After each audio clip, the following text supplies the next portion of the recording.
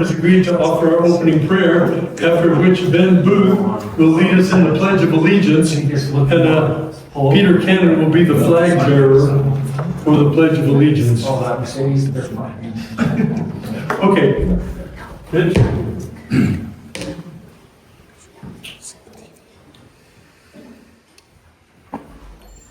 Our kind Heavenly Father, we are very grateful to be here tonight, a group of children who are concerned about this country, about the things that are going on, not only in the country, but in our states and our cities. We are grateful for the blessings that we have been given, Father. We're grateful for the freedoms and liberties that we enjoy. We pray that we'll be given strength to stand up and ensure that those freedoms and liberties are not eroded. We pray for this country. We pray for those good leaders in the country that they will be supported in what they are trying to do. We pray for this area as well, that more people will stand up and try to fight the cause. We're so grateful for thy Son, Jesus Christ. We're grateful for the blessings that come to us because of him and his sacrifice. We dedicate this meeting to thee, and we do it in the name of thy Son, Jesus Christ. Amen. Amen.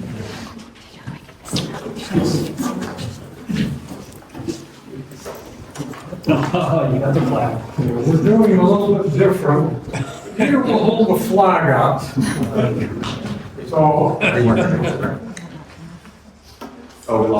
Yeah. Please. Oh, what is it? Got one flag. Must have been my fingers touching the wrong Be place. careful. Yeah. Don't tread on me. Please repeat the pledge of allegiance after me. I pledge allegiance to the flag of the United States of America and to the republic for which it stands, one nation under God, indivisible, with liberty and justice for all.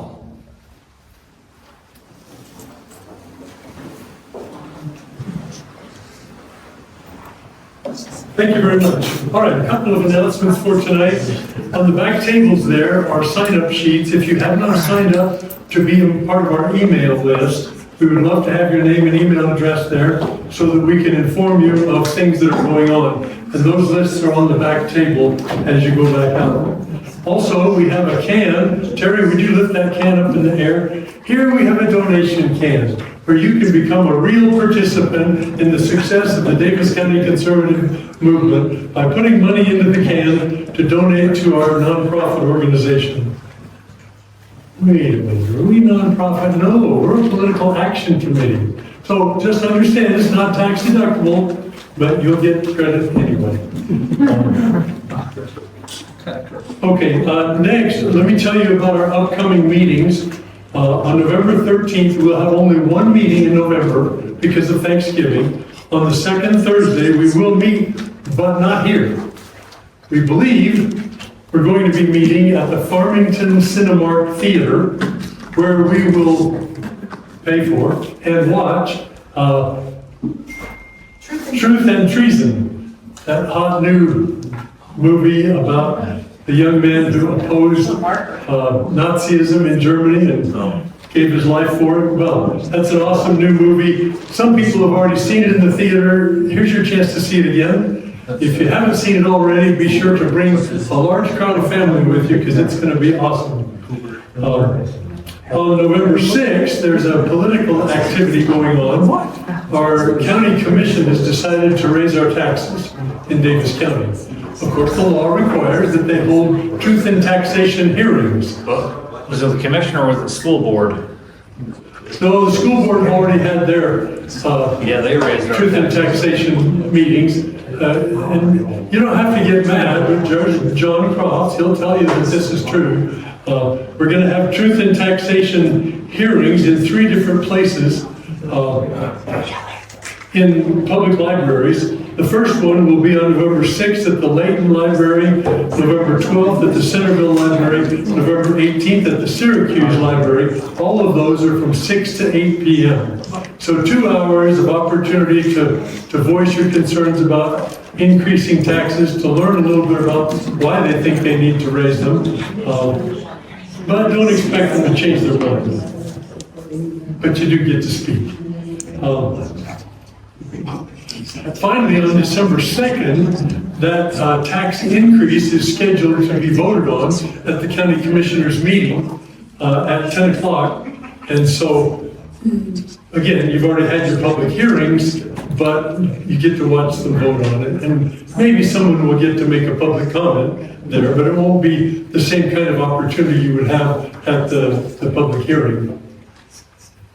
Okay, are there any other announcements we need to pass on? Terry? Yeah, Peter, there's this coming Saturday at 10:30 a.m.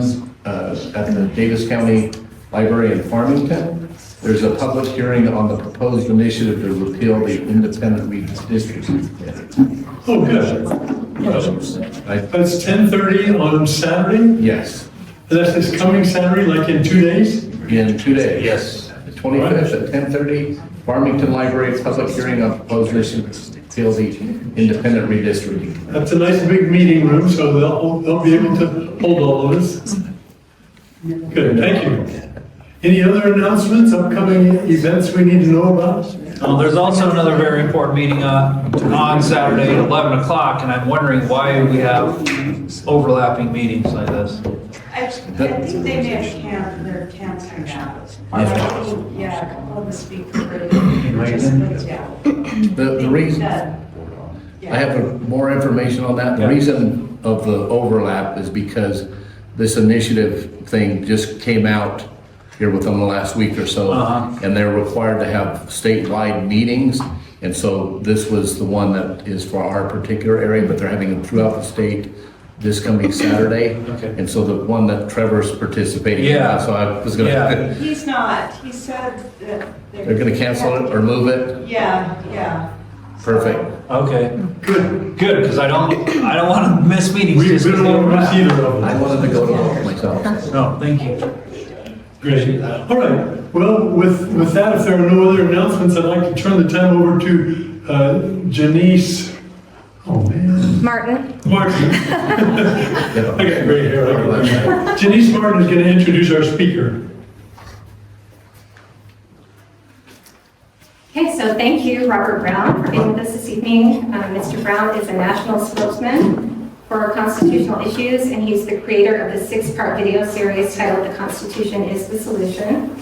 He serves on the National Speakers Bureau for the John Birch Society, and he's worked as both a field coordinator and a regional field director for that organization. He and his wife live here in Utah, and he's spoken to liberty-minded audiences across the nation. He's also testified before numerous state legislatures as an expert on constitutional issues, and he's been a guest on many radio and television programs. And we're very honored to have him with us tonight, and we'll turn the time over to you.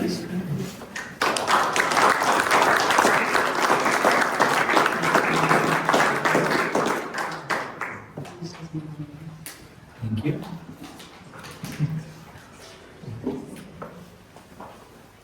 So I'm going to start off with just briefly telling you a little bit about the Constitution is the Solution video series. You can scan that QR code and watch it for free.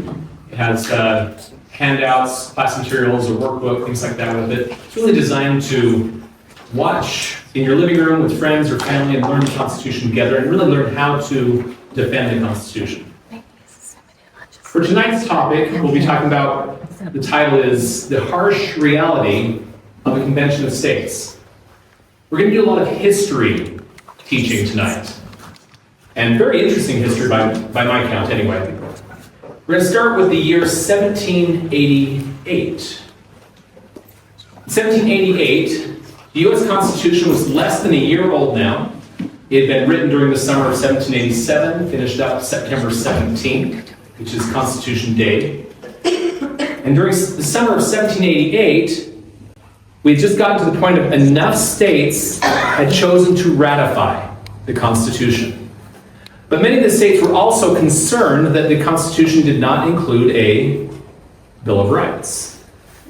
And so, really part of their agreement, if we sign on to ratifying this, we're getting a Bill of Rights too, and so that process has begun in a number of different ways. But 2 states in particular noticed that in this new Constitution, there are 2 ways of adding the Bill of Rights, 2 ways of adding amendments to the Constitution. They're both found in Article 5. The first one says that Congress proposes the amendments. And with 2/3 vote of the Senate, 2/3 vote of the House, that then becomes a proposed amendment that goes out to the states. And the states, there's actually two ways the states can vote on ratification. One is through their state legislatures. And with 3/4 of the states ratifying, that becomes an amendment to the Constitution. The other method is Congress can say, we're not going to go through the state legislatures, we're going to bypass them, and have special ratifying conventions called in each state of people that are not the state legislature. We've only used that one once, by the way. Repealing prohibition is when we ratified that way. But either way, that's how every amendment has been proposed and passed so far, is through Congress and then going out to the states for ratification. 2/3 of the House, 2/3 of the Senate, and then 3/4 of the states. The other method that has never been used is often known as the Article 5 Convention, other names Constitutional Convention, some call it a Convention of States, and so on. But that one says that upon the application of the legislatures of 2/3 of the states, Congress shall call a convention for proposing amendments. And so at this time in 1788, New York and Virginia submitted applications for an Article 5 convention in order to get a Bill of Rights. And, oh yes, there we go. I have some of this in the slide. And this caused a lot of excitement at the time, especially with Madison. Madison began writing numerous letters about this Article 5 convention topic. And kind of fast forward to modern day, there are again a number of different groups out there that are pushing for, let's use this Article 5 convention process. One notable group that I'd say is the most well-funded is known as the Convention of States. And Mark Levin, for years, has been a supporter of the Convention of States movement. And they're pushing for things like, we want a balanced budget, we want term limits, we want to rein in the federal government in different ways. A lot of things that appeal to conservatives in general. Other groups out there are pushing for other things. Some want to overturn Citizens United, for example, and say that corporations are not people and we can't allow campaign donations from corporations, things like that. That's kind of a liberal side. Others are pushing for things like repealing the Second Amendment. A lot of different ideas out there that are circulating for what we could do with an Article 5 convention.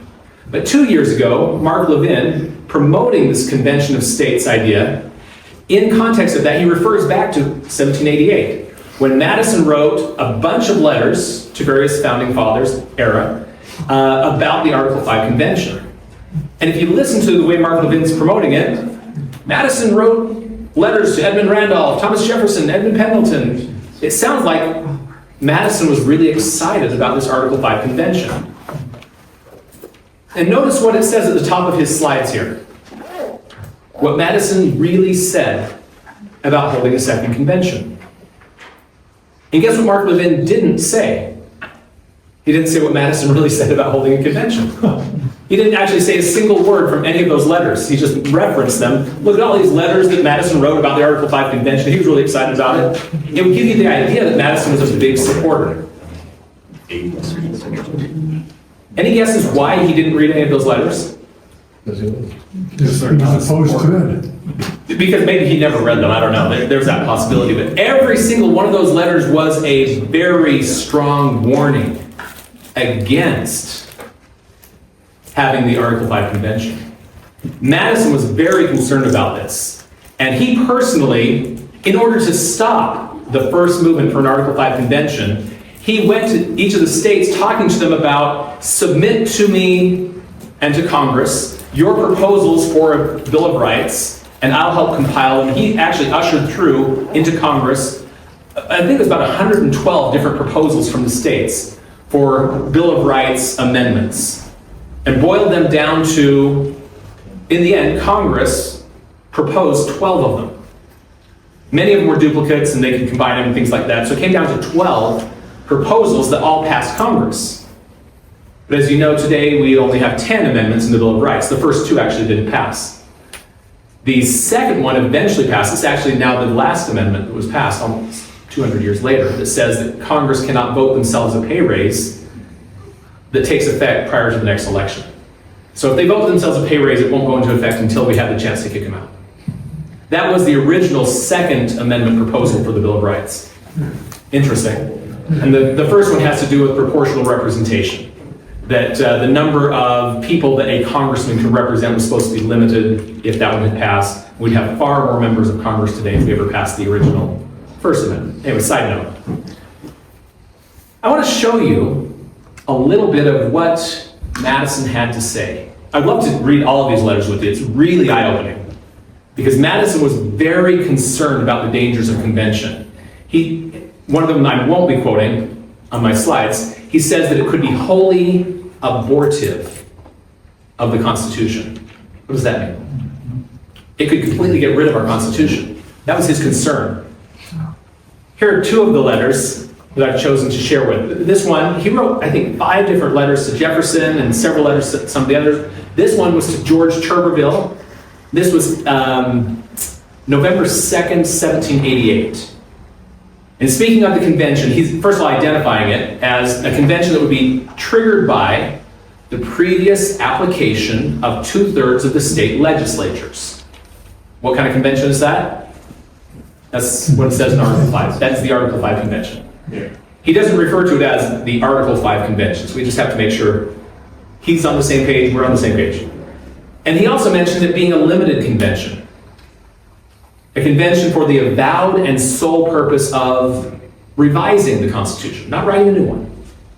So if it was called by the state legislature, well, applied by the state legislature for that sole purpose, it would still naturally consider itself as having greater latitude than Congress in making big changes to the Constitution. And would no doubt contain individuals of insidious views. Does it sound like he's promoting an Article 5 convention? You can see why Levin didn't share any of this. He, after going through a lot of different concerns about it, he says, having witnessed the difficulties and dangers of the first convention, that in 1787, where our Constitution was written, I should tremble for the result of a second convention meeting in the present temper of America.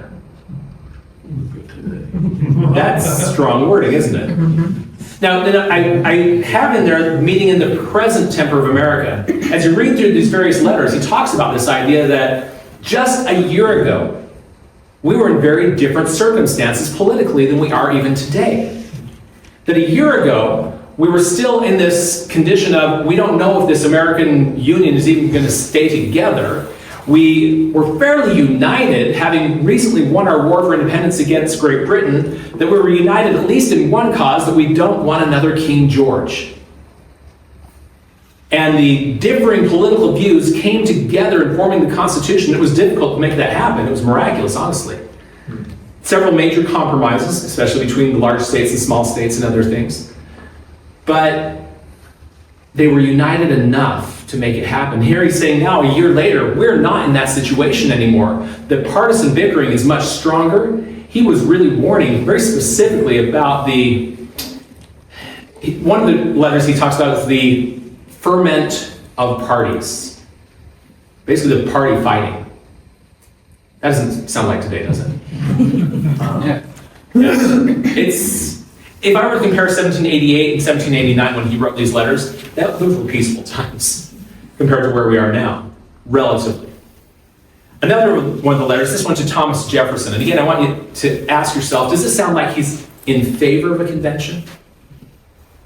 The friends of the Constitution are fixed in opposition to the risk of another convention. Those who have opposed the Constitution, on the other hand, are zealous for a second convention. And it's equally certain there are others who urge a second convention with the insidious hope of subverting the Constitution just established, if not subverting the Union itself. What's he saying is the potential of the convention here? It could get rid of our Constitution, according to Madison. It could dissolve our entire country, the Union itself. Now contrast that with those who are promoting a convention today. What are they telling us? This is it's safe and effective. It's a safe and effective way of getting rid of this out-of-control government. No. In fact, I'll tell you, if the states apply for a convention for a limited topic, like term limits, then the convention is limited to that and can't talk about anything else. So that's one of their main points. Yes? Sorry, just a question, like, if they apply for a convention for one specific purpose, what's to actually keep them on that purpose? I mean, how do you actually hold How do we the actually- convention accountable? That is a great question, and I'm going to answer it with historical precedent. We're going to spend about the next 15 minutes on that question. Okay, thank you. You're one step ahead, perfect. So I'm going to ask this question because the way they're promoting it is this is safe. I love this phrase, safe and effective, because that just applies. That if we apply for one topic, they cannot go outside those bounds. And we have all kinds of ways of preventing them from doing so and so on. And my simple response to that is, well, what happened last time? Is that what happened last time? And here's the ultimate question for anyone that supports a convention, and I've asked this to thousands of people as I've traveled the country. Would you support this convention if it were be promoted as a completely open convention, where the delegates have any and all authority to make changes to any part of the Constitution they want? No. Everything's on the table. We may rewrite the entire document or not, depending on what the delegates choose. And for ratification, remember I went through what the ratification requirements are, 3/4 of the states, according to Article 5. But what if the convention had the power to discard that and write their own rules for ratification? Who would support that? Everyone in here would say no, is that correct? There's no one in here that would support that? No. I have found once, I think, someone said, yeah, I would support that. Okay, great. Good luck with that. Even the most ardent supporters of the Convention of States Organization, for example, firmly say, no, I would not support that. That's why we're applying for a limited convention. Okay? And for me, the real answer to your question is historical precedent. The only time we've ever had a convention like this was 1787. Where they went in, did we have a constitution already? No, we had Articles of Confederation. Yeah, and they did refer to that as the Constitution. The Articles of Confederation were the Constitution at the time, and they were sent to the convention to remedy the problems with the Articles of Confederation. And here's the real question. Were they sent as this kind of a convention? Were they sent as a completely open convention where they could change anything and everything in the Constitution, rewrite it completely? What was their authority? What were they authorized to do? We're going to spend about 10 minutes answering that next. So first of all, I'm going to let Mark Meckler, he's co-founder of the Convention of States Organization. I'm going to let him speak for himself here. We're going to listen to 3 audio clips where he explains their view of what authority the delegates to the 1787 convention actually had. The greatest authority on the subject is Madison, who was at the 1787 convention himself and wrote in Federalist 40, if we want to know what the authority of the founders, of the framers actually was, look to their commissions. And this is important. I've read all of their commissions. The commissions are the documents that the people bring to the convention that says what their authority is. And you allege that 1787 ran away. I would ask you the question, and it's a critical question, have you read those commissions? Yes, I have actually, but this is an audio clip from about 4 years ago when he did a debate in which I was wishing I could jump through my computer screen at this point while I'm watching the debate, because I've read their commissions, and that's my point, is I've read their commissions. By the way, on that debate, they surveyed everyone coming in, whether they supported or opposed, and then everyone on the way out, whether they supported and opposed, and however many you change the minds of, you get a point of.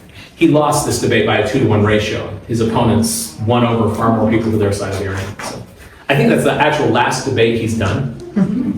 Since then, we've scheduled numerous debates with him, and as soon as he finds out he's going to be up against me, he says, I'm not coming.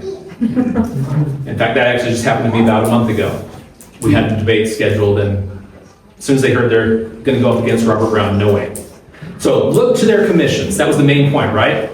So as we look to their commissions, what are their commissions? If you're representing the state of New York, the state of New York gives you authority to represent them at this convention, and here's what you're authorized to do representing us. If there's any limits to that, here are the limits, here's what we're asking you to accomplish, that kind of thing. And I totally agree with that quote so far. look to their commissions. Their commissions are their source of authority. Okay, quote number 2. 7 of the commissioners, the first 7 states called the convention, have this language in their commissions that says the commissioners have any and all authority necessary to render the federal constitution adequate for the exigencies of the union. Okay. So, based on that, does this sound like their commissions were limited or unlimited? Sounds pretty unlimited, doesn't it? Any and all authority necessary. Missing 6 of them. Well, he'll correct that, because just a couple of years later, he changes the number. Now listen. Because his underlying premise was 1787 convention was a runaway convention. It's, that the premises, the whole thing ran away. That's actually just a lie and a slander against the founders. Here's the deal. He hasn't read the commissions of the delegates who went to that convention. All of them, except for one, have this language in it. The commissioner has any and all authority necessary to render the federal constitution adequate for the exigencies of the union. Okay. So between 2018, when he gave that previous quote, and 2020, 5 more states gave this authorization? Because he said it was 7 states. There were total how many states that attended the convention in 1787? We had 13 states at the time, and 12 of them attended. Rhode Island did not choose to attend. And so all of them except for one means 11 out of 12 states. So somehow it went from 7 to 11. I'm not sure how that happened. Interesting. But notice what's consistent in his quote here. He's saying this is their exact language. All of them except for one had this language in it. The commissioner has any and all authority necessary. So if I were to open those commissions, I'd expect 11 times out of 12, you're going to find the wording, the commissioner has any and all authority necessary. Sounds like an unlimited convention, doesn't it? And that is their position. This convention had full authority. Whatever they came up with was fully authorized. And so are they telling the truth? So he claimed that either 7 or 11 or who knows, somewhere in there, had that any and all authority in their commissions. Now when delegates began questioning their authority, which did happen numerous times, as proposals came up, delegates began saying, I'm not sure we have the authority to be making such big changes to the Articles of Confederation. If that were true, that the majority, whether it's 7 or 11, that's the majority of states either way, isn't it? So the majority of the delegates supposedly had unlimited authority. If you're one of the delegates and someone's saying, I don't think we have the authority, and you have in your hand your commission that says you do, what are you going to do? I'd like to just read my commission for a moment here. It says right here that we have any and all authority, so we put to rest any concerns, let's move forward. That's what would happen, right? Why didn't that happen?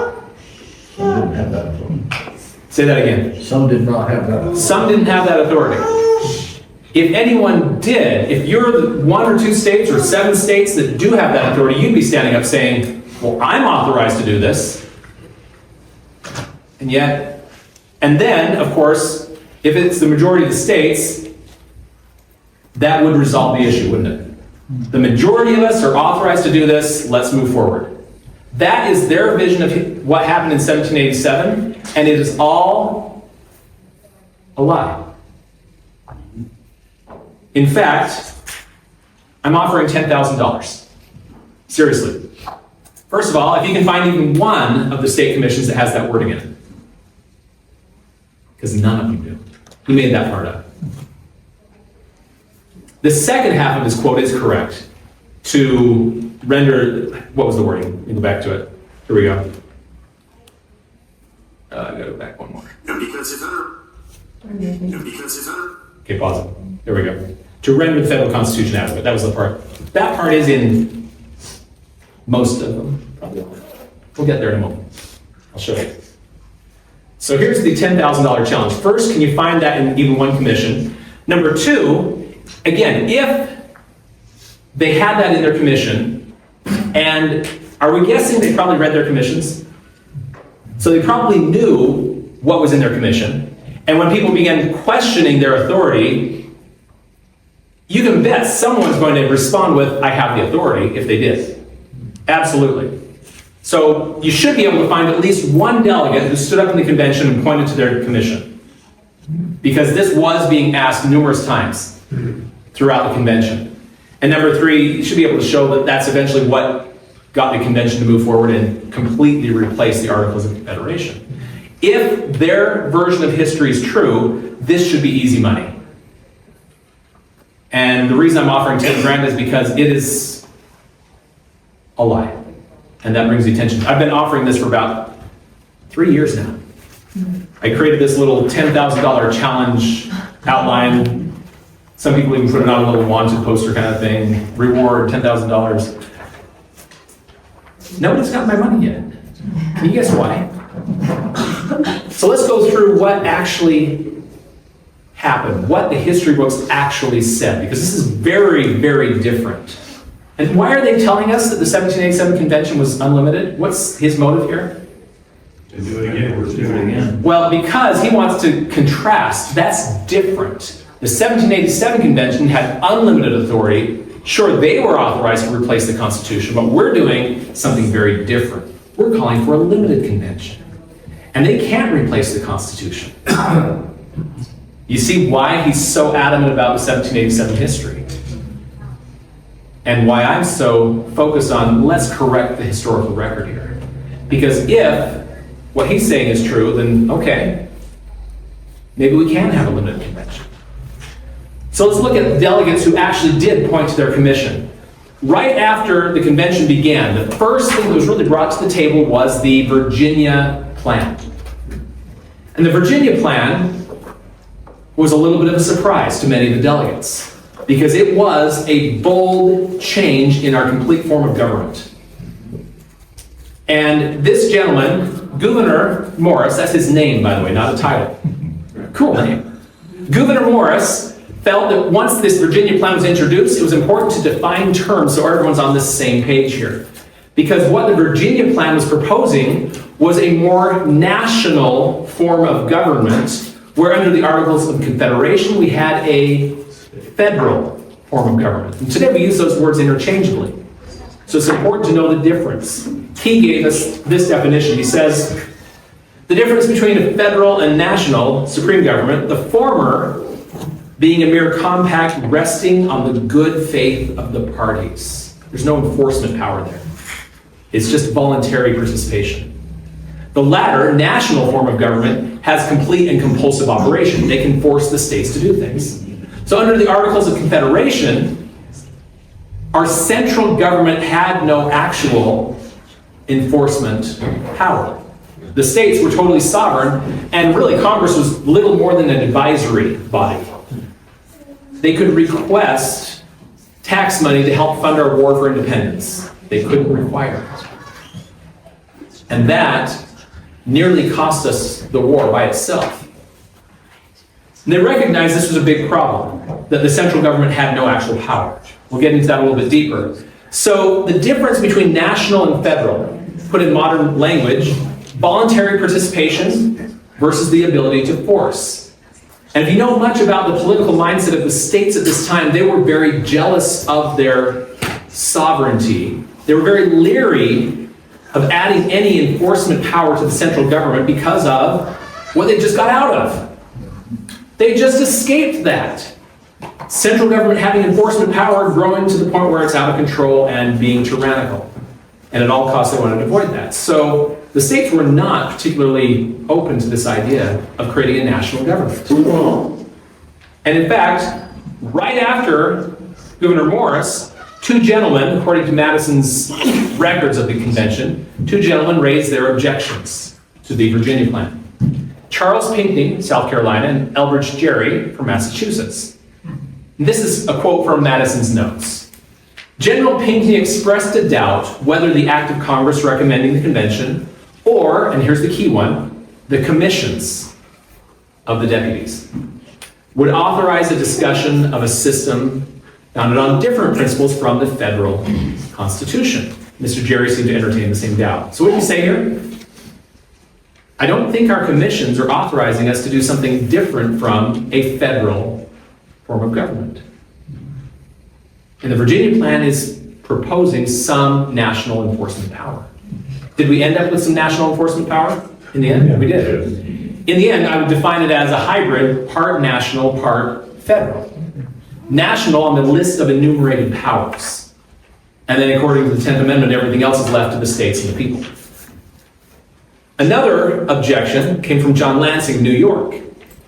His is even more clear. He says, the power of the convention was restrained to amendments of a federal nature. The acts of Congress, the tenor of the acts of states, and again, the commissions produced by the several deputations all prove this. So again, these guys are all pointing to, here's my commission, it says we're limited. We don't have guys standing up saying, here's my commission, it says we're unlimited. We have numerous ones saying, we are limited and we're not authorized for anything other than a federal form of government. That was a big concern. And he concludes down here, it's unnecessary and proper to go further. New York would never have concurred in sending deputies to the convention if she had supposed the deliberations would turn on a consolidation of the states and a national government. Exactly what I was just saying. The states were leery of giving any real power to the central government. He eventually left the convention and didn't come back because of this. He wrote a letter to New York's governor at the time, Governor Clinton, explaining to him that I had limited authority and they were going beyond those limits and I couldn't continue to participate. Interesting. So we have three gentlemen from three different states all saying, I don't have that power. As we look at their commissions, New York rendered the federal constitution adequate. He was correct in saying we're limited to amendments of a federal nature, at least the New York delegates were. What about the other two states? South Carolina and Massachusetts, almost exactly the same thing, except South Carolina doesn't know how to spell federal. They didn't have as much of spelling standards as we do today. Accent. Yes, there you go. This is Southern accent spelling. Okay, that's interesting. So 3 of the states, so far we see that Mr. Meckler's claim that 11 states had unlimited power. We've already taken that down. 3 states clearly don't have unlimited power. They're limited to amendments of a federal nature, right? How many more states do you think that applied to?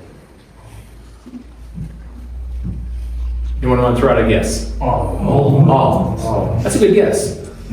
Because every commission, all 12, say something to the effect of you have the authority to render the federal constitution adequate. And what was the federal constitution at the time? Articles of Confederation. The Articles of Confederation. So this is effectively saying you're to render the Articles of Confederation adequate. This is not necessarily authorization to create a completely new document. And so, but with any major political issue, there's probably 2 sides to the argument. Let's look at the other side of the argument. Delegates who pointed to specific authority in their commissions. Hey, look, we have all this authority in our commission. And we don't find anyone doing that. Throughout the entire convention, nobody said, we have the authority, it's right here in my commission. We found several that said, I feel like we can do this anyway. But it was typically based on necessity, not on an actual authorization to do so. You beginning to see where this precedent is taking us? If we had a convention today that was limited, and the convention said, we're limited, but it's so necessary that we do these other things too. That was the justification that was given. And honestly, I agree with them, and you'll see why. We'll start with Edmund Randolph from Virginia. He tells us, I cannot conceive how could they have formed a system that provided no means of enforcing the powers that were nominally given it. You get what he's saying? The Articles of Confederation were worthless. We gave duties to the central government, but no power to act on those duties, such as they need to help provide the funds for our war for independence, but they couldn't tax the states. They could just plead. How well do you think that works? Please send us some money. They sent a little. Was it not a political farce to pretend to vest powers without accompanying them with the means of putting them into execution? He's saying that whether or not we're authorized to change or even get rid of the Articles of Confederation, The Articles of Confederation are worthless. More specifically, James Madison. Two different quotes from Madison. He says, it's therefore essential that such changes be instituted by some informal and unauthorized propositions. What is he saying there? This single word usually indicates you lack the necessary permission. Exactly. This single word generally indicates you lack the permission. We do. Okay, good. For anyone who wasn't sure what unauthorized means. That timing is awesome. So clearly he's saying, maybe we don't have the authority, but it is essential that we do it anyway. And the second one, this one applies to the fact that they changed the ratification process. Did you know that? The 1787 convention, changing the Articles of Confederation, there was already a process outlined in Article 13 of the Articles of Confederation. It says nothing about where amendment proposals come from, but it does say any proposals for changes to the Articles must be approved by Congress and all 13 state legislatures. Now, Rhode Island didn't even show up. So how likely are they to go along with what the convention comes up with? They sent a letter to the convention reminding them of that fact. That we're not there for the following reasons, but it doesn't matter. Whatever you come up with, it's going to still need our approval. And Rhode Island was very, very leery of any new powers to the central government. In fact, it took them, the Constitution was actually ratified 2 years before Rhode Island finally decided to come along. And we were about to consider them a foreign country within our borders and start treating them with, foreign diplomats and things like that. Literally. They were just on that verge of, do we treat them as a foreign country when they finally, all right, fine, we'll come along with you. So they recognized by changing the ratification process, Madison says it's admitted that the convention has departed from the tenor of their commission. What's he saying? He's saying that in their commission, and I think my count was 7 or 8 of the states had in their commissions a reminder of the ratification process of Article 13. That's why he's saying that they violated their commissions, because their commissions reminded them, you're going to have to get this past Congress and all the state legislatures. And they said, that's never going to happen, so we're going to write our own rules for ratification. Do you know where those are found? Article 7, that's right, Article 7 of the Constitution says the ratification of the conventions of 9 states shall be sufficient for the adoption of this Constitution. You notice the changes there? It went from 13 states down to 9. But also, did you hear Congress mentioned? Did you hear the state legislatures mentioned? The ratification of the conventions of 9 states. Again, bypassing Congress, bypassing state legislatures, and they intended this to be a convention of the people themselves, or at least representing directly the people themselves. In Rhode Island, for example, it was. Every voter had a vote on the new Constitution. That was their convention. So they're turning this over to the people for ratification. And yes, that did violate very directly their commissions. So not only proposing a more national form of government, but also changing the ratification process, both violated their commissions. Edmund Randolph, defending this necessity, tells us, there are great seasons when persons with limited powers are justified in exceeding them. And a person would be contemptible not to risk it. What's he saying here? It's more important that we fix this than we simply follow our commissions. Again, can you hear that argument being used today? We have a limited convention just for term limits, but you know what? While we're there, we need to solve the gun problem. Right? Or whatever else. James Wilson, this was in one of the state ratifying conventions. When they're debating whether or not to adopt the new Constitution, those against the Constitution were leveling the argument that we shouldn't even be discussing this Constitution because it wasn't authorized by their state commissions. And his response was, you know what, you're right, it wasn't. He says the Federal Convention did not act at all upon the powers given to them by the states. He's agreeing with it. But then he says, But they proceeded upon original principles. I'm going to define that on the next page. They proceeded on original principles. And having framed a constitution which they thought would promote the happiness of their country, they have submitted it to the people for their consideration, who may either adopt or reject it as they please. That's the key. The fact that they're turning it over to the people for ratification is original principles. Madison shows us that in this next quote. They chose to exercise the transcendent and precious right of the people to abolish or alter their governments. Does anyone know where that wording comes from?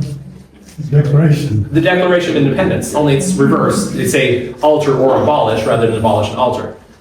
They switch the words, but it's the same thing. So he's quoting the Declaration of Independence. That is the original principles that we were just talking about. They appeal to the original principles of the power of the people to abolish their Articles of Confederation form of government and create a new one. Does that power still exist today?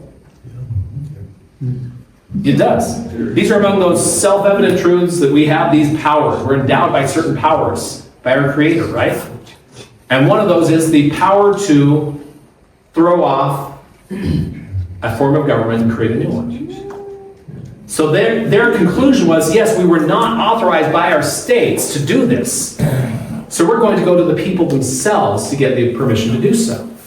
I compare this to if you go to a grocery store and you see they have some beautiful apples and you want to get a whole case of them, and they're not selling them by the case. You go to the clerk there and ask, hey, can I get a case quantity discount? I'm sorry, I cannot authorize that. Can I talk to the owner? See what he has to say. So he lets talk to the owner. The owner says, sure, I'd be happy to give you a 10% discount for the case quantity, and you work it out with them. Does the lack of authorization from the clerk matter anymore? No, of course not, because you talk to the boss, right? In the same way, does the lack of authority from the states matter if we go talk to the boss, the people themselves? Because again, in the Declaration of Independence, all government power is derived from the consent of the governed, according to the Declaration of Independence. In other words, as Madison says here, the people were in fact the fountain of all power. And by resorting to them, all difficulties were got over. We just talked to the boss. They could alter constitutions as they please. Isn't that interesting? It's a very clear history, isn't it? That by turning the ratification process over to the people themselves, we can now alter constitutions as we please and let the people approve it or disapprove as they wish. Last quote on the same topic from Madison, he says, the plan to be framed and proposed was to be submitted to the people themselves. The disapprobation, meaning disapproval, of this supreme authority would destroy it forever. So let me ask you this. Was the creation of a completely new form of government authorized by the state commissions? No. Was it legitimate to do so anyway? Because the people approved it? Yes. When I get to this point, those who don't want to agree with me are left with no history to fall on to try to defend their position. And so they typically say, you just are slandering the founding fathers, claiming that the Constitution was illegally adopted. Did I say it was illegally adopted? No. Very legitimately, I would say. And why are you trying to defend a Constitution that you believe is illegitimate? No, I don't believe it's illegitimate. In fact, on the other hand, I believe that the Constitution was legitimately adopted by the power of the people. And if that was legitimate for the convention that was limited to do then, it would be equally legitimate for a limited convention to do today. Do you see my concern? Do you see why Madison was concerned about a convention having the power to be wholly abortive of the Constitution? So they have to sell this convention idea as a limited convention, and it can't go out of bounds, or they lose their movement. And Mark Meckler loses $500,000 a year. His Lamborghini, yeah, actually. He did have one at an event that he was showing off a while ago. Interestingly, the only way they can push this, they know that, is they have to maintain this false history that the 1787 convention stayed within its bounds and was not a runaway convention, as often called today. Yeah. I always wondered why the convention maintained secrecy throughout the summer while they wrote it. Well, now I understand. If they had let out what they were doing in there, the government of the Articles of Confederation may have sent an army to stop them. Correct. The states may have as well. States may have recalled their delegates and such. Everyone able to hear his comment there? Interesting, isn't it? So yeah, in fact, they maintain such secrecy. Madison's notes, which are the most detailed of any notes taken to the convention, he would not allow them to be released until 50 years later. 50 years? 50 years. Sounds like Pfizer. Anyway. You didn't hear me say that. Go ahead, yes. So those were delegates that met in that year.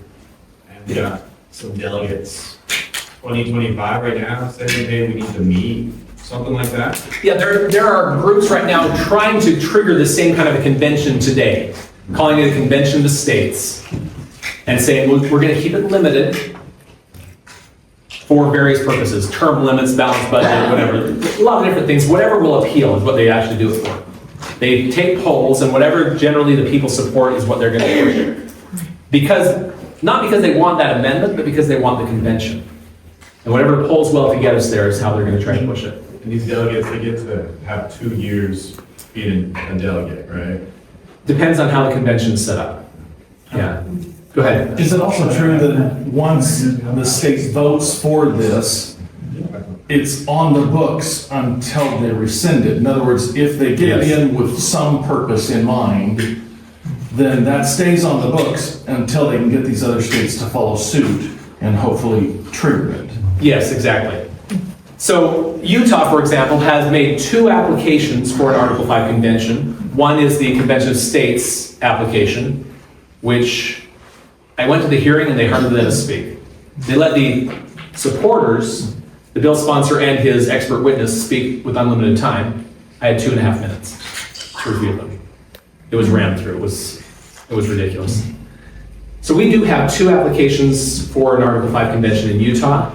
We are not yet nationally to the 34 state threshold. Depending on which ones you count, how you count them, we're at 28. Convention of States is at, I think, 19. So a couple different ways there, but unless there's a sunset clause, some of them occasionally put in there, this application is only good for 5 years or 7 years, and then it needs to be revoted on by the legislature, which I support that idea at least. Yeah. The 2 applications, what were the names of those? One of them is the Convention of States application. The Convention of States, they're pushing for term limits, balanced budget, and limits the power and jurisdiction of the federal government, which is a really broad, undefined, I could fit almost any kind of amendment, good or bad, in the limit the power and jurisdiction of the federal government. The other one is a balanced budget one, which literally says that in the absence of a national emergency, Congress will be required to balance the budget. So as long as we have a national emergency, you don't have to balance the budget. And my question is, when is that? The last time we did not have a national emergency was 1978. Since 79, we've been under constant national emergencies, multiple at the same time. Last I saw, there were over 30 simultaneous, last I checked. In other words, if we pass that amendment, when is it going to cause us to balance the budget? Probably never.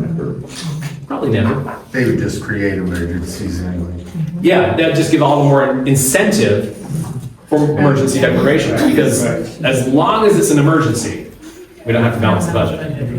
Yeah, it's sad. So just to recap quickly what the 1787 precedent is. That they acted on the power of the people, not the states. Keep in mind that the 1787 convention really was literally a convention of the states when it began.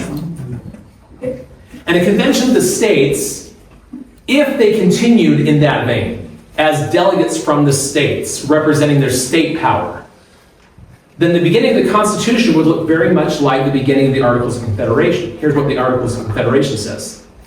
We, the undersigned delegates of the states, Is that the beginning of the Constitution? No. It says we the people.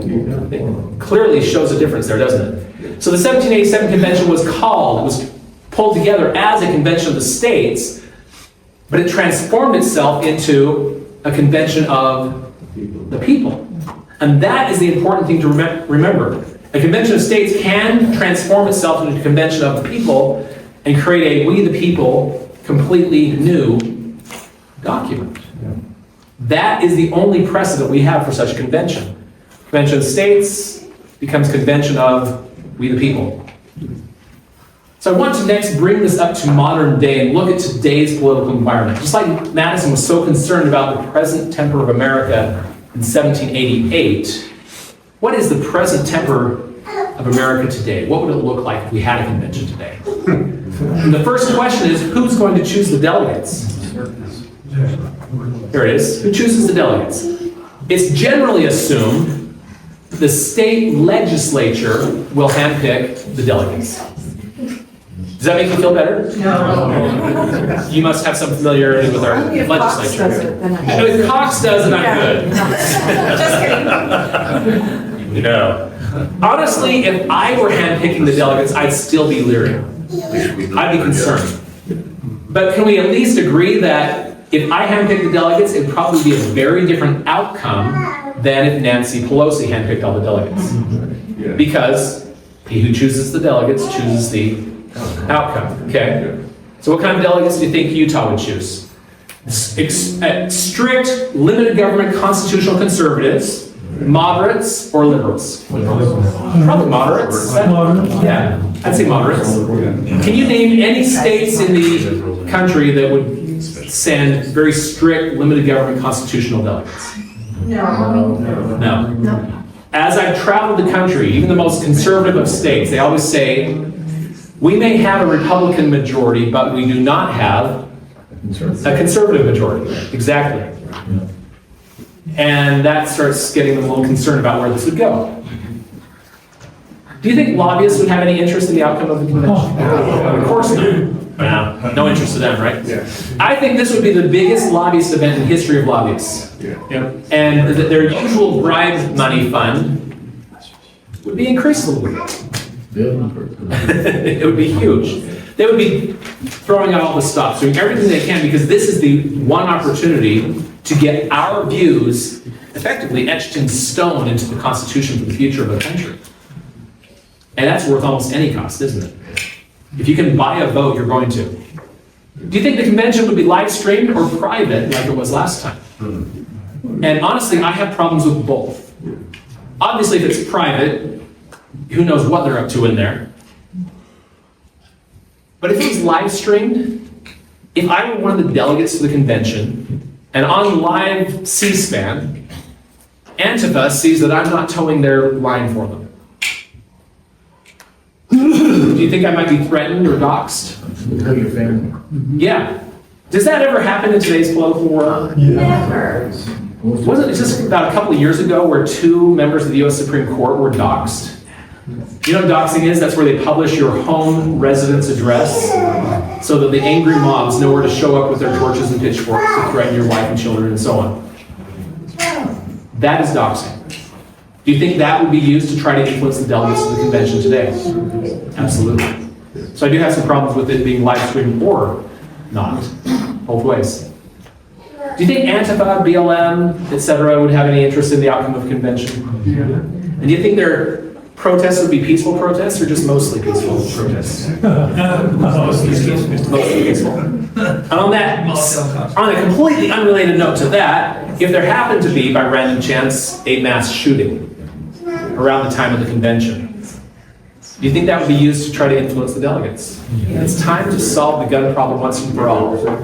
You think the media would probably capitalize on that, wouldn't they? Is this all just crazy conspiracy theory, or is this our political reality today? This is reality. Honestly, 10 years ago, I wouldn't have most of what's on this list. 6 months early. So much has happened in the last 10 years that put each of these on my concerns list. The last one, do you think Russia, China, the United Nations, or others would have an interest in the outcome of our convention? There's no doubt about it. It's no different than an omnibus bill. It's the exact same thing. So, yes, to Madison's point, back in 1787, his letter to George Tuberville, where he said, having witnessed the difficulties and dangers of the first convention, I should tremble for the result of a second, meeting in the present temper of America. How do we feel about today's present temper of America? I feel like it would be national suicide. It'd be handing them on a silver platter, here's the Constitution to shred and remantle however you wish. Yeah.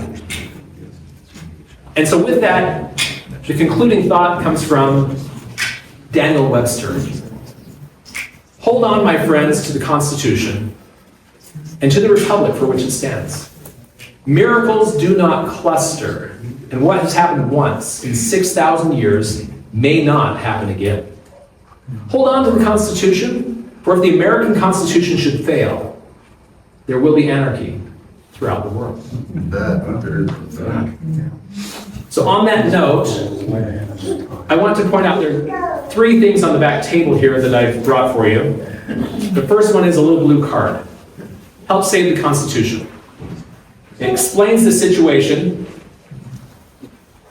Without the knowledge of most Utahns, our legislature has requested Congress call a convention for making changes to the Constitution. An Article 5 convention could make changes to any part of the Constitution or replace it entirely. Justice Scalia warned, this is not a good century to write a Constitution. Yeah. Opening the Constitution to changes in today's political environment could leave us with a very different form of government turnover to take action. On the backside, you can scan one QR code to contact your state legislators and ask them, please help rescind Utah's calls for an Article 5 convention. And then the second QR code to learn more about this topic, including some other videos I produced and things of that nature. So the card's back there. If you would be willing to share this with some of your friends and neighbors and so on, help get this word out to help defend the Constitution, I would greatly appreciate that. Take some. You can take multiples of these. I have quite a few more in the bag up here too if you need more. Secondly, for those that weren't able to take notes as fast as I was going through here, many of the quotes that I shared tonight are on this sheet. Page 1 says historical precedent. And on the back of it, things I didn't have time to get into. There's actual legal precedent as well. It supports this idea that, as it says here, the members of the Constitutional Convention are the direct representatives of the people, and hence their power may not in any respect be limited or restrained by the legislatures. That is the legal precedent, that we cannot have a limited convention. They can limit themselves if they so choose. And then if anyone's interested, there's copies of the $10,000 challenge back there as well. So with that, please help us sustain and defend the Constitution. In my view, the only solution is when we have restored the Constitution to the hearts and minds of the people. When we understand and demand adherence to the Constitution, only then it will be followed. That's right. Thank you very much.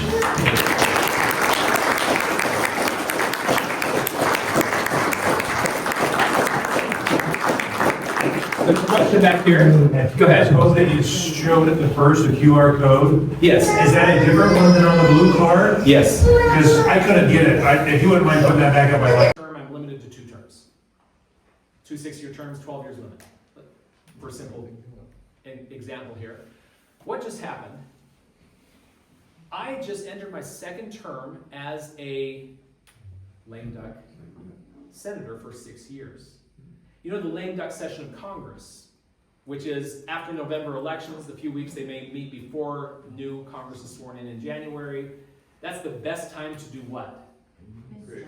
To create havoc. To get those bills that are politically unpopular through, because you have all these people that no longer are going to be in Congress. They've got nothing to lose by voting how they really want to or how the lobbyists are paying them to vote.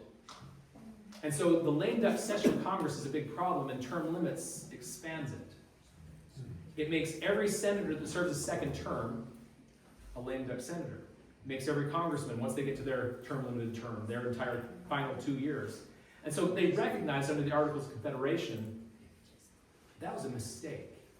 And rather than forcing them out at a determinate time, in fact, their wording was, you're taking away their inducements to good behavior. As long as they continue to vote the way their constituents wish, they should be able to stay in there and represent them. The problems we have today, number one, is we don't reach out to them and let them know and put the pressure on them like we need to. And number two, do you think there might ever be some rigging of our elections? Possibly. Personally, I've actually verified election fraud in a few different elections by the data. And one of the issues there is that senators used to be directly selected by the legislature, Yeah. and that's the problem, because now it's by the people. We have the same problems as we do with House representatives, and a lot of this problem that we're having right now would have gone away had they been representing the interests of their states and not trying to be beholden to lobbyists and whatever. In my lecture series, I go through that in a lot of detail. The changes that happened in 1913, the 16th Amendment, 17th Amendment, the Federal Reserve Act, really dismantled our form of government and created a new one that has caused a lot of problems. But I want to get back to your question a little bit deeper, because what if there was an amendment that I wanted in the Constitution, such as repealing the 17th Amendment? And honestly, repeal the 16th as well. And I would support that. So how do we get that if Congress isn't willing to do it? And my answer is, honestly, as much as I want those, I want the preservation of the Constitution even more. Even as it's now written. In general, the problems we're facing on a national level aren't because of the Constitution, but in spite of it.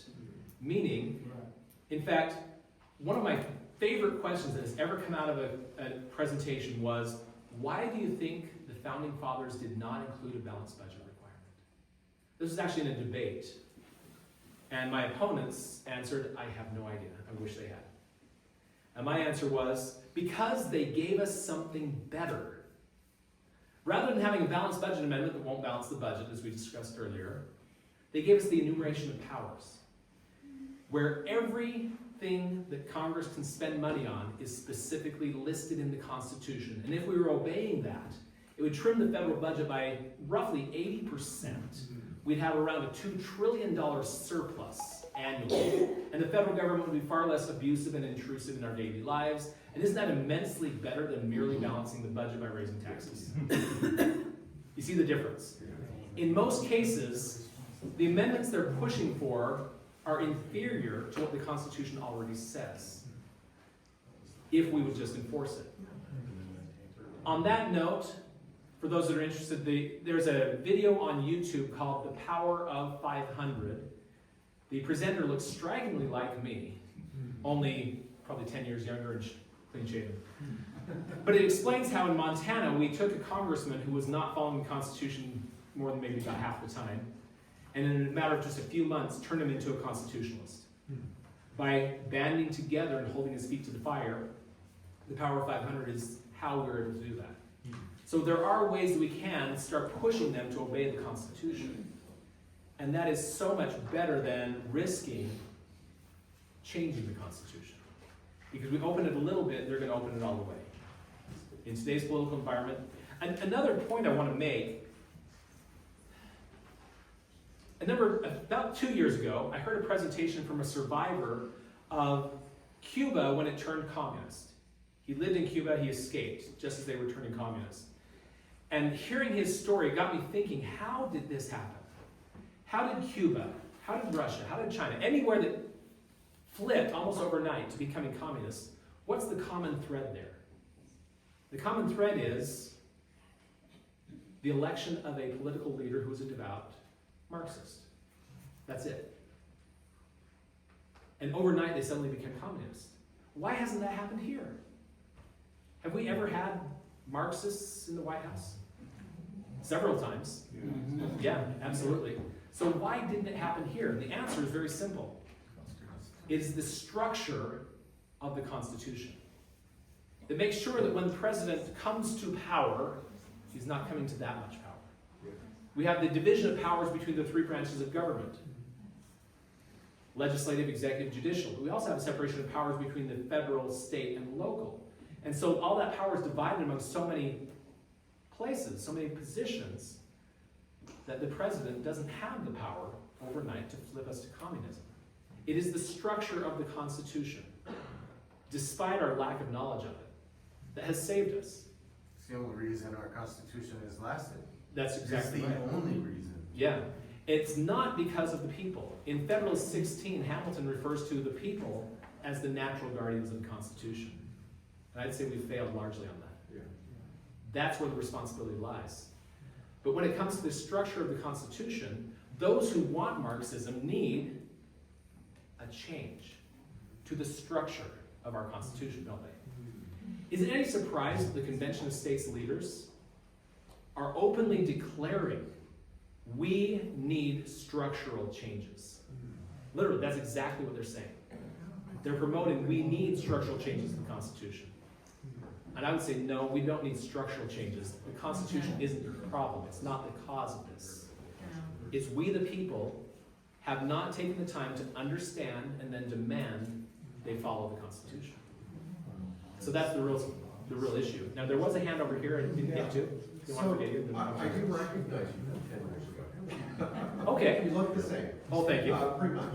A little grayer. So, I'm just going to say that Ron Gloshin, many of you may know him, he does a course on the Constitution with the Davis County Continuing Education courses. And I attended that course, and he actually promotes you and, a lot of what you're doing here. So if anybody ever wants to really dig down into this deeper, I think it's a 7 or 8 week course that he has with Davis Continuing Education, and it really is a good course. I recommend that everybody take it. I took the course with 3 other people.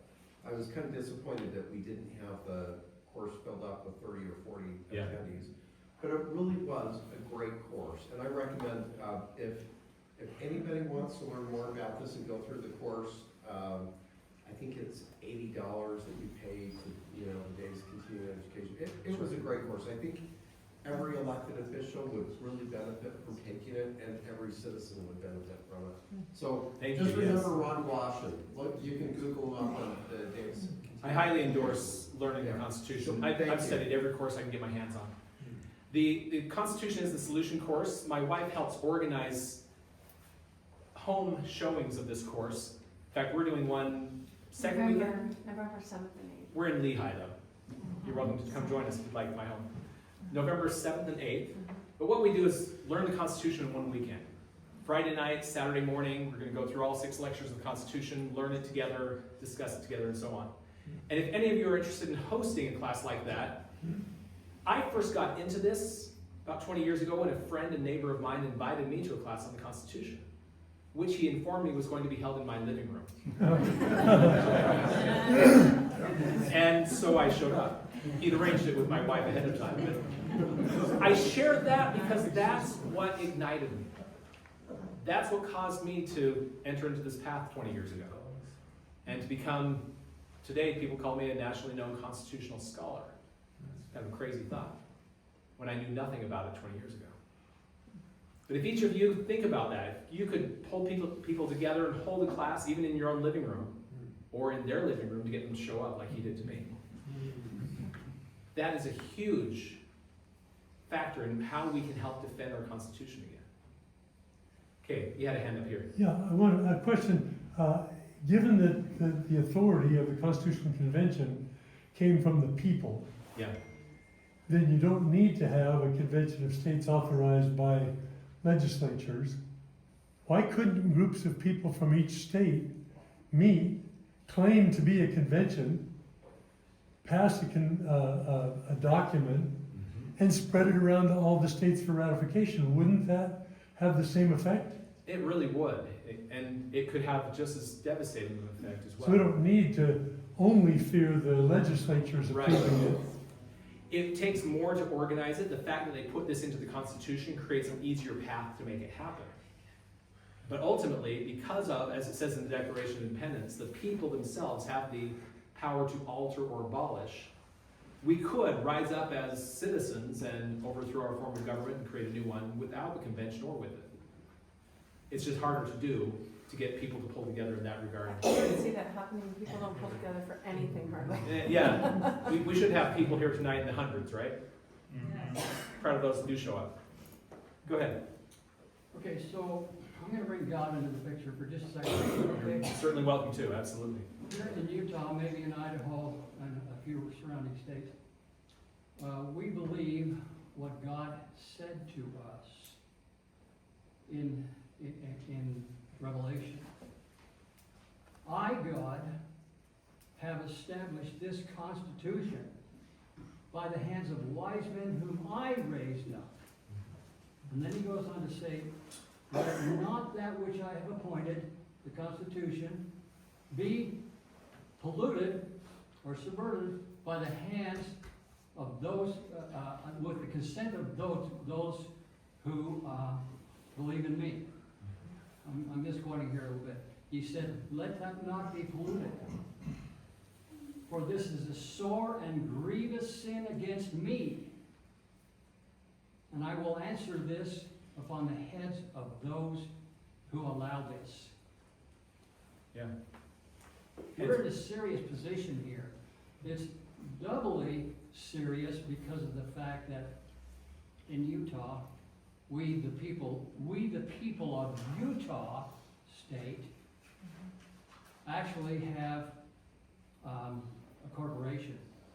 It's called the State of Utah Corporation. It's a business corporation.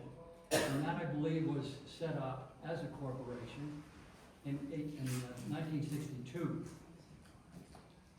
And I have all the documentation to show that a corporation cannot be a sovereign government. It's a legal fiction. Every corporation is a legal fiction. It cannot, it's just a piece of paper. It cannot be a sovereign government. So we have that issue to deal with. And I don't worry too much about that, because the biggest task is first just acquainting people with what the Constitution actually says and means. True. And defending it. True. And when we get to that point where enough, and it doesn't take a majority, the concept of the power of 500 that I referenced, we had about 200 people holding together across Montana, and that was enough to get our congressmen to start following the Constitution again. It doesn't take a majority, but it does take a strong coordinated effort. There's a hand at the back here, go ahead. Now you just took a bite, I know, timing. It's okay. I really appreciate you coming and talking about all of this. I think that it's so important, exactly what you said, the education of our Constitution. And I love that you have this course. What other sources, because what I found is when I try and study, so much of our historical information has been manipulated, edited, changed. So where can we turn to receive true history, true resources, the real minutes or notes from the people who were there? How can we make sure that when we are studying this, we're getting it from the right places and we're not getting the perversions that are all amongst us? That's a good concern, yeah. Either you find someone that's a great historian that you really trust. Like me, right? You'll notice though, all throughout this presentation, I never asked you to trust me. I said, here is a quote from this reference. Here's another one from this reference. Every one of those you can check on and go back to the original sources. Ultimately, to really know what you're talking about, to really dive deep into it, you have to go to original sources. You have to go to the original sources like Madison's notes from the Federal Convention, the Federalist Papers, the debates of the various states, and so on, which I've spent 20 years. Do you have a place that you can recommend that carries, because I even go to the library and I find the Federalist Papers abridged. And abridged means not real. Yeah, so it means someone's interpretation of it, yes. Exactly, and go on Amazon or wherever else. I just don't know where to find. And it's not difficult to find the unabridged Federalist Papers, for example. Right. Just as long as you make sure, what's that? ShopJBS.org. ShopJBS.org, for example. That's a great place to go to, good point. Yes. The John Birch Society is very stickler about making sure that everything they publish, everything they sell is well grounded in original sources. I once took a book that someone had written and gave to me saying, see if JBS would be interested in carrying this book. I brought it to the CEO, and he looks at the cover, and then he opens to the back. Why do you go to the back? References. And if there wasn't pages and pages and pages and pages of references, he would have thrown it away. Yeah. But because it clearly showed they had documented everything, we'll now consider it. That's so essential. Every time I present anything, if I didn't have a reference to one of the quotes, I do have it. If I didn't remember to include it on a slide, I do have it. Everything I say is never trust me. It's all check it out for yourself. The page right here where it shows all the historical precedent and legal precedent and so on, all these different quotes, might need a magnifying glass, but fine print at the bottom tells you exactly where every one of those comes from. And if you go there and read the rest of the context, it opens it up even more. That's what I did. Originally, when I first got passionate about studying the Constitution, I studied every course I could. But pretty soon I found I need to start going to their sources. And that's when I found myself in becoming very familiar with the language of 1780s. The Federalist Papers, they're difficult reading. For two reasons. The way they spoke was very different, and then they're speaking about current events of that time that we're not familiar with, so oftentimes it takes a bit more digging to even know what they're talking about. But for those that are passionate Constitution nerds, like myself, we now have a Constitution Nerds Anonymous chapter in Utah. But that's what it takes, it really does. Interesting question, I've never had that one before. There's a couple things that we've done here at church here. Biblical Citizenship and then Patriot Academy are two good resources that are taught here. The Biblical Citizenship course is great until they bring up the Article 5 Convention toward the end. And I've invited them to debate me, and guess what? They don't want to debate. Same with Ken Ivory course. He brings up. Ken Ivory does that course, yeah. Promoting the convention, and Yeah. so. It's interesting, I have been turned down to debate by some of the top people. Ken Ivory's refused my debate, Robert Nadelson, Mark Meckler, Michael Ferris, who's the co-founder of Convention States. Several of them, I've actually had scheduled debates where they were contacted first, asked if they'd do a debate. Sure, they're happy to. Michael Ferris, last spring, he'd actually booked his plane tickets, hotel stay, and everything. And then they let him know, oh, we've just confirmed with your opponent. Oh, who's that going to be? Robert Brown. I'm canceling. Because I did you remember that first audio clip from Mark Meckler? Have you read their commissions? Yes, I have. Go ahead. I've heard the argument that God inspired the Constitution. He put in the Constitution the Article 5 Convention option. Therefore, we're obligated to use it. That's an interesting Why argument. is that a bad argument? Well, there's also in there, Article 1, Section 8, Clause 11, where it says that we're supposed to declare war. And so does that mean we're obligated to use it right now in every situation? Should we declare war against Canada over our trade tariffs? Should we declare war? It's that hammer meets nail situation. Not everything's a nail. Every time, and this is in a separate course that I produce, I've done a lot of different presentations on the Article 5 Convention. I have about 12 hours worth of content. I'll let you guys want to stay. In another course, one of the things I point out is every time you see the Founding Fathers talk about using Article 5, whether it's the convention or the other method, if they talk about any context by which to be amending the Constitution, it's always in the context of correcting errors to the Constitution, and it's never in the context of reining in the federal government who's abusing the Constitution. In fact, Madison devoted Federalists 48 and 49 to debunking that idea, that if the federal government oversteps its bounds, we should change the Constitution to rein them in. He defines the Constitution as nothing more than a parchment barrier, and if they're just running through and shredding the parchment barriers, creating more parchment barriers isn't going to do any good. That's not how we enforce the Constitution. Read Federalists 48 and 49, really good. Madison's fabulous on all of this. And so, is it the right circumstance? And I would say, based on Madison, there are a few different things that were the right circumstances to use an Article 5 convention. First, we're correcting an error in the Constitution. But second, remember him talking about the present temper of America? In another letter, he talks about the present ferment of parties as being the reason we don't want to have a convention. The parties are so opposed to each other, it would just create chaos. So, we're trying to correct an error in the Constitution. The people are generally united together in this. We're not at each other's throats, would be the second issue there.